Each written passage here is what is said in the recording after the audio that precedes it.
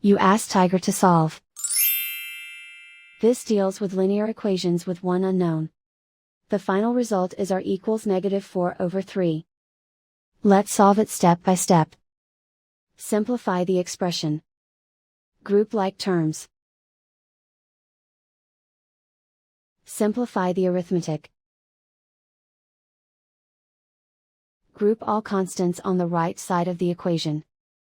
Subtract 12 from both sides. Simplify the arithmetic.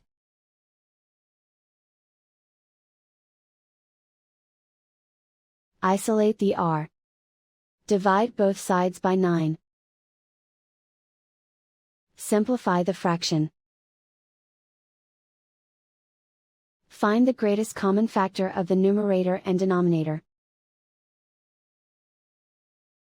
Factor out and cancel the greatest common factor.